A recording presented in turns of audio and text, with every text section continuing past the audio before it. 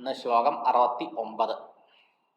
പൂർവ്വശ്ലോകത്തിൽ ശിഷ്യനെ പ്രശംസിച്ചു ഗുരു മുക്തകണ്ഠം. എൻ്റെ ചോദ്യം ഒന്നാന്തരമാണ്, കേമായിണ്ട്. ശാസ്ത്രം അറിയുന്ന മഹാന്മാരായ ആൾക്കാരൊക്കെ അംഗീകരിച്ചിട്ടുള്ളതാണ് നിന്റെ ചോദ്യം. ആത്മസാക്ഷാത്കാരം ആഗ്രഹിക്കുന്ന ആൾക്കാർ അറിഞ്ഞിരിക്കേണ്ടതാണ് നീ ചോദിച്ച ചോദ്യവും അതിൻ്റെ ഉത്തരവും.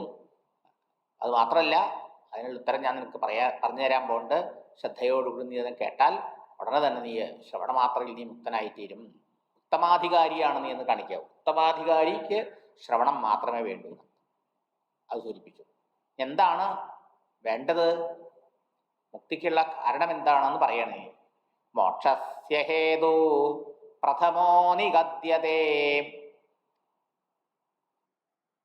മോക്ഷസ്യ ഹേതു പ്രഥമോ നിഗദ്യതേ വൈരാഗ്യമത്യന്തമനിത്യവസ്തുഷു. വൈരാഗ്യമത്യന്തമനിത്യവസ്തുഷു തതഃ ശമശ്ചാപി ദമഃ തിതിക്ഷാ. തതഃ ശമശ്ചാപി ദമഃ തിതിക്ഷാ ന്യാസഃ പ്രസക്താഖില കർമ്മണാം ഭൃശം. ന്യാസഃ പ്രസക്താഖില കർമ്മണാം ദൃശം. മോക്ഷസ്യ ഹേതു പ്രഥമോ നിബദ്ധ്യതേ. മോക്ഷത്തിനുള്ളതായ കാരണങ്ങളിൽ പ്രഥമഃ ഹേതു, ആദ്യത്തെ പടി, ഒന്നാമത്തെ കാരണം. ഒരാൾക്ക് മോക്ഷം വേണമെങ്കിൽ ഫസ്റ്റ് അയാൾക്ക് ഉണ്ടാവേണ്ടത് ഫോർമോസ്റ്റ് സാധനം എന്താണ്? യോഗ്യത എന്താണ്? വൈരാഗ്യം. വൈരാഗ്യാണ്. എന്തിലാ വൈരാഗ്യം? അനിത്യവസ്തുഷു, അനിത്യങ്ങളും നശ്വരങ്ങളുമായ വസ്തുക്കളിലെ ആ ആഗ്രഹമില്ലായ്മ, അതിൽ അത്യന്ത വൈരാഗ്യം ഉണ്ടാവലാണ് ആ ആദ്യത്തെ പടി മോക്ഷം ഉണ്ടാവാൻ. തഥ, പിന്നീടോ അത് കഴിഞ്ഞ് ശമ ദമ തിതിക്ഷ. ശമം മനസ്സിൻ്റെ അടക്കം, ദമം ഇന്ദ്രിയങ്ങളുടെ അടക്കം, തിതിക്ഷ ക്ഷമ സഹനശക്തി, ന്യാസപ്രസക്താഖില കർമ്മണാം വൃശം. സകല കർമ്മങ്ങളും ഈശ്വരാർപ്പണബുദ്ധിയ തൻ്റെ സ്വധർമ്മകർമ്മങ്ങളൊക്കെ അനുഷ്ഠിച്ച് അതിലൂടെ മനഃശുദ്ധിയും വിഷയവിരക്തിയും വന്നു കഴിഞ്ഞാൽ പിന്നെ ആ കർമ്മങ്ങൾ തന്നെ വിട്ട് പൂർണ്ണമായ ശ്രവണമനന നിധിധ്യാസനങ്ങളിൽ ഏർപ്പെടൽ. ഇതാണ് ഒരാൾക്ക് മോക്ഷം വേണമെങ്കിൽ ഉണ്ടാവേണ്ടത്. ഓരോന്ന് നോക്കാം. പ്രഥമ ഹേതു, ആദ്യത്തെ പടി എന്താ മോക്ഷം വേണ്ടവന്? വൈരാഗ്യം. എന്തിൽ വൈരാഗ്യം വെച്ചാൽ നമ്മൾ വിചാരിക്കും വെറുപ്പ്. അല്ല, വൈരാഗ്യം വെച്ചാൽ രാഗമില്ലായ്മ എന്നർത്ഥം, കൊതിയില്ലായ്മ എന്നർത്ഥം, താല്പര്യമില്ലായ്മ എന്നർത്ഥം.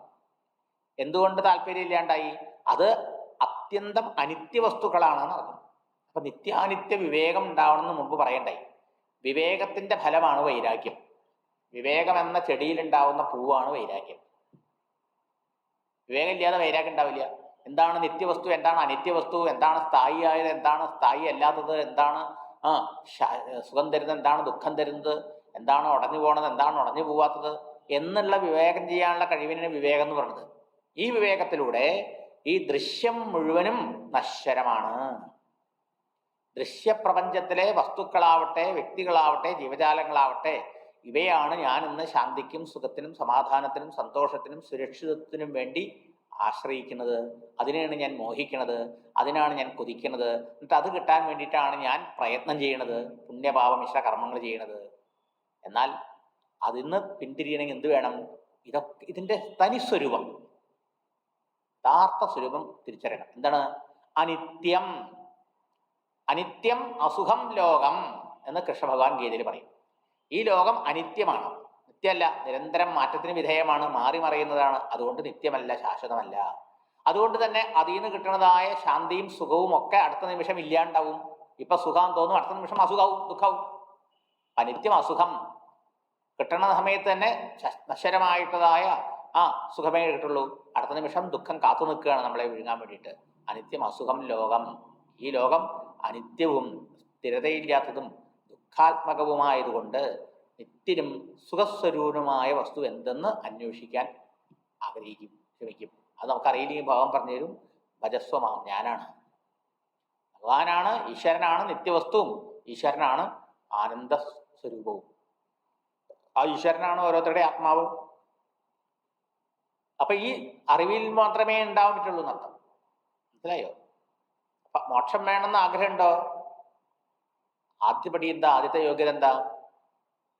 ഈ ദൃശ്യവസ്തുക്കൾ മുഴുവൻ അനിത്യമാണ്, ദുഃഖാത്മകങ്ങളാണെന്നറിഞ്ഞ് അതിൽ താല്പര്യം ഇല്ലാണ്ടാവുക, അതിനോടുള്ള ആത്യന്തികമായിട്ടുള്ള കൊതി വിടുക. അതാണ് മോക്ഷത്തിന് വേണ്ട ഒന്നാമത്തെ പടി. മോക്ഷസ്യ ഹേതു പ്രഥമോ നികത്യതേ. പ്രഥമപടി, പ്രഥമദ്വാരം. അനിത്യവസ്തുഷു അത്യന്ത വൈരാഗ്യം. വസ്തുക്കളെയല്ല വെടിയേണ്ടത്, വസ്തുക്കളെയല്ല ഉപേക്ഷിക്കേണ്ടത്. ആ വസ്തുക്കളിലൂടെ എനിക്ക് സുഖം കിട്ടും എന്നുള്ളതായ വിചാരത്തെയാണ് വിടേണ്ടത്. അല്ലേ? വസ്തുക്കളെ ഉപേക്ഷിക്കാൻ നമുക്ക് അർഹതയില്ല. മനസ്സിൽ നിന്ന് ആ വസ്തുക്കളോടുള്ള രാഗം, മനസ്സിലാണ് ഈ രാഗം ഇരിക്കുന്നത്, കൊതി ഇരിക്കുന്നത്, മോഹം ഇരിക്കുന്നത്, താല്പര്യം ഇരിക്കുന്നത്. അല്ലേ?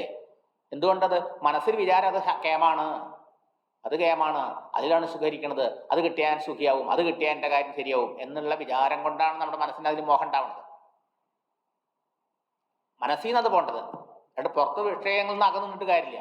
വിഷയങ്ങളെ ഉപേക്ഷിച്ചിട്ട് മാറി നിന്നാലും മനസ്സിൽ നിന്ന് പോയിട്ടില്ല വെച്ചാലോ മനസ്സുകൊണ്ട് അതിനെ തന്നെ ചിന്തിച്ചുകൊണ്ടിരിക്കും, മനപ്പായസം കുടിച്ചുകൊണ്ടിരിക്കും. അതിനെയാണ് ഗീതയിൽ മിഥ്യാചാരം, കപടാചാരം എന്നൊക്കെ പറഞ്ഞത്. അതല്ല, മനസ്സിലാണ് രാഗമിരിക്കുന്നത്, മനസ്സിൽ നിന്നാണ് രാഗം പോണ്ടത്.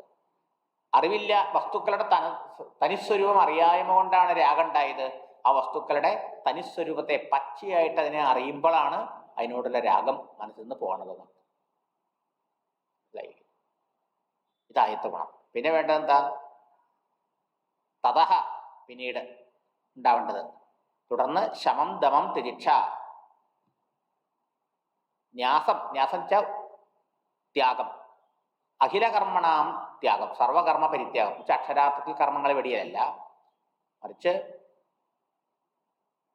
കർമ്മങ്ങൾ, അവനവന്റെ വർണ്ണാശ്രമ കർമ്മങ്ങൾ, അവനവന്റെ കർത്തവ്യമായിട്ടുള്ളതായ കർമ്മങ്ങളെ മുഴുവനും ഈശ്വര വൈരാഗ്യം ഉണ്ടാവണ വരെ ഒരാൾ എന്ത് ചെയ്യണം? എങ്ങനെ ഒരാൾക്ക് വൈരാഗ്യം ഉണ്ടാവുക? ഉള്ളിലെ വാസനകൾ ക്ഷയിക്കുമ്പോഴാണ് വൈരാഗ്യം ഉണ്ടാവുക. ആ വാസനകളൊക്കെ ക്ഷയിക്കാൻ എന്താ വഴി? തൻ്റെ കർത്തവ്യമായ കർത്തവ്യങ്ങൾ മുഴുവനും, കർമ്മങ്ങൾ മുഴുവനും ഈശ്വരാർപ്പണ ബുദ്ധിയായി, ഈശ്വര പൂജയായി ചെയ്യണം. അങ്ങനെ ചെയ്യുന്ന കർമ്മം കൊണ്ട് ഇപ്പോഴുള്ള വാസനകൾ ക്ഷയിക്കും, പുതിയ വാസനകൾ ഉണ്ടാവില്ല. അതിനാണ് മനഃശുദ്ധി എന്ന് പറയുന്നത്. മനഃശുദ്ധിക്ക് തന്നെയാണ് വൈരാഗ്യം എന്ന് പറയുന്നത്. വൈരാഗ്യം എന്നുള്ള പദം ആൾക്കാർക്ക് അത്രയും കൂടി ഇഷ്ടമല്ലാത്തത് കൊണ്ട് ശാസ്ത്ര ഗുരുക്കന്മാർ പറഞ്ഞു മനഃശുദ്ധി ഉണ്ടാവണം. മനഃശുദ്ധിയാണ് എല്ലാം പ്രധാനം. എല്ലാ സാധനാനുഷ്ഠാനങ്ങളും മനഃശുദ്ധിക്ക് വേണ്ടിയിട്ടാണ്. മനഃശുദ്ധി ഉണ്ടാവണ വരെ എന്ത് ചെയ്യണം? സർവകർമ്മങ്ങളും വെടിയാൻ പാടില്ല, ഒരു കർമ്മം വെടിയാൻ പാടില്ല. എല്ലാ കർമ്മങ്ങളും ഈശ്വര പൂജയായി, ഈശ്വരാർപ്പണ ബുദ്ധിയ ചെയ്യാം. അതിന്റെ ഫലമായിട്ട് വാസനകൾ ക്ഷയിക്കുമ്പോൾ വിവേകം ഉണ്ടാവും, മനസ്സിന് ഏകാഗ്രത ഉണ്ടാവും. അപ്പോൾ കാര്യങ്ങളുടെ സ്ഥിതി മനസ്സിലാക്കാനുള്ള കഴിവുണ്ടാവും. അങ്ങനെ ബാഹ്യ വിഷയങ്ങളുടെ നശ്വരത മനസ്സിലായിട്ട് അതിലുള്ള രാഗം മനസ്സിൽ നിന്ന് പോകും. അങ്ങനെ വൈരാഗ്യം ആർജിച്ച ഒരാള് പിന്നെ വീണ്ടും ആ കർമ്മങ്ങൾ ചെയ്തുകൊണ്ടിരിക്കുകയല്ല വേണ്ടത്. പിന്നെ അയാൾക്ക് ചെയ്യേണ്ടത് എന്താണ്? യോഗാരൂഢസ് തസ്യവ ശമക്കാരണ ഉച്ചതേ. പിന്നെ അയാള് ഒരു ഗുരുനാഥനെ സമീപിച്ച് ആത്മതത്വത്തെക്കുറിച്ച് കേട്ട് ശ്രവണ മനന ധ്യാനാദികളിലൂടെ ആത്മതത്വം സാക്ഷാത്കരിക്കാൻ പരിശ്രമിക്കുന്നത്. അത് അതിനുള്ള പക്വത ആർജിക്കണവരെയോ ഈ വ്യവഹാരത്തിൽ എവിടെയാണോ ദൈവം നമ്മളെ കൊണ്ടുവച്ച് അവിടെ ഇരുന്നുകൊണ്ട് അവരവരുടെ കർത്തവ്യമായി വരുന്ന എല്ലാ കർമ്മങ്ങളും ഭഗവത് അർപ്പണമായി ചെയ്തുകൊണ്ടിരിക്കണം. ഇതാണ് പദ്ധതി. അല്ല ആദ്യമേ കർമ്മം വെടിയല്ല, കർമ്മം ധാരാളം ചെയ്യണം, അങ്ങനെ സ്വാർത്ഥതയില്ലാതെ. അങ്ങനെ ചെയ്ത് ചെയ്ത് ചെയ്ത് മനസ്സ് ശുദ്ധമായി കഴിഞ്ഞാൽ, ശുദ്ധമാകുന്നത് വരെയാണ് കർമ്മം. ചിത്തസ്യ ശുദ്ധയെ കർമ്മ, മനഃശുദ്ധിക്ക് വേണ്ടിയിട്ടാണ് കർമ്മം പറഞ്ഞത്. വസ്തു സാക്ഷാത്കാരം ആത്മവിചാരം കൊണ്ട്, ധ്യാനം കൊണ്ടേ ഉണ്ടാവുള്ളൂ. അതിനൊരാൾ പരിശ്രമിക്കണം എന്ന് പറഞ്ഞു. പിന്നെ ശമം. ശമം മനസ്സിന്റെ അടക്കമാണ്. ഉള്ളിലെ വാസനകൾ ക്ഷമിച്ചാലേ മനസ്സിന് നിയന്ത്രണം ഉണ്ടാവുള്ളൂ. മനോനിയന്ത്രണത്തിന്റെ പേരാണ് ശമം. ദമം എന്ന് പറഞ്ഞാലോ ഇന്ദ്രിയ തലത്തിലുള്ളതായ നിയന്ത്രണമാണ്. മനസ്സിൽ ആശകളും ആഗ്രഹങ്ങളും ഉണ്ടാകാം, പക്ഷേ ആ മനസ്സിന്റെ തലത്തിലുള്ളതായ ആശയ്ക്കും ആഗ്രഹത്തിനും കാരണം ഉള്ളിൽ ഓൾറെഡി ആർജിച്ചു വെച്ച പൂർവ്വ സംസ്കാരമാണ്, വാസനയാണ്. അതിൽ മാറ്റം വരാതെ മനസ്സിൽ അത് വരാണ്ടിരിക്കില്ല. അപ്പൊ മനസ്സിൽ വരുന്നതുകൊണ്ട് സാരില്ല. മനസ്സിൽ വരുന്നതിനെ ശരീരതലത്തിൽ എക്സ്പ്രസ് ചെയ്യാണ്ടിരിക്കുക. പൂർവ്വവാസന നമ്മളിൽ പ്രവർത്തിക്കണം എങ്ങനെയാണ്? പൂർവ്വവാസന മനസ്സിൽ ആഗ്രഹമായിട്ട് വരും, ബുദ്ധിയിൽ ചിന്തയായിട്ട് വരും, അത് ശരീരതലത്തിൽ കർമ്മമായിട്ട് പ്രകടമാകും. ശരീരതലത്തിൽ കർമ്മമായ എന്താ കുഴപ്പം? വീണ്ടും അതിലൂടെ പുതിയ വാസന വന്നു ചേരും. ആ വാസന വീണ്ടും ചിന്തയും ആഗ്രഹവും കർമ്മമായിട്ട് വരും.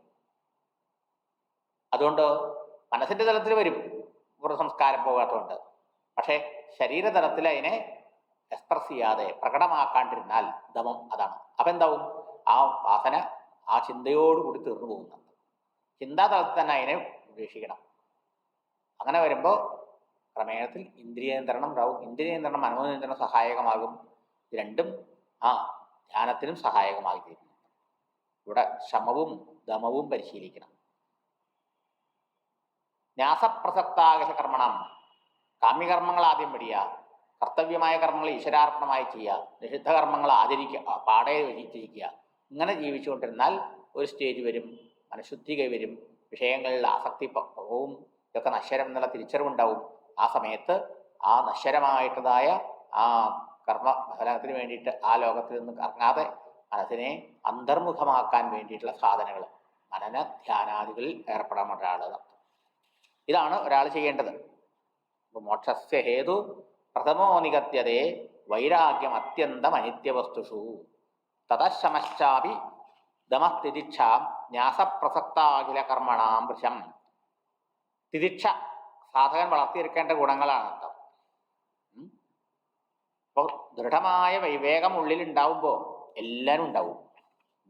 മനോനിയന്ത്രണം, ഇന്ദ്രിയനിയന്ത്രണം, സഹനശക്തി, തനിക്ക് വന്നു ചേരുന്ന അനുകൂലവും പ്രതികൂലവുമായ അനുഭവങ്ങളെ, സുഖദുഃഖാദികളെയൊക്കെ സഹിക്കാനുള്ളതായ കഴിവ്, ഇതെല്ലാം അനിവാര്യമാണ് ഒരാൾക്ക്. അത് നേടിക്കഴിഞ്ഞാൽ അയാൾ എന്ത് ചെയ്യണം? ഇപ്പൊ ലൗകിക കർമ്മങ്ങളിൽ നിന്ന് പിന്തിരിഞ്ഞു, വൈരാഗ്യം വന്ന ഒരാൾ, മനഃശുദ്ധി കൈവരിച്ച ഒരാൾ, മനഃശുദ്ധി കൈവന്നാൽ ഇതൊക്കെ വേണം. മനഃശുദ്ധി കൈവന്നു കഴിഞ്ഞാലോ പിന്നെ അയാൾ എന്ത് ചെയ്യണം എന്ന് അർത്ഥ ശ്ലോകത്തിൽ പറയുന്നത്. ഹരിയോ.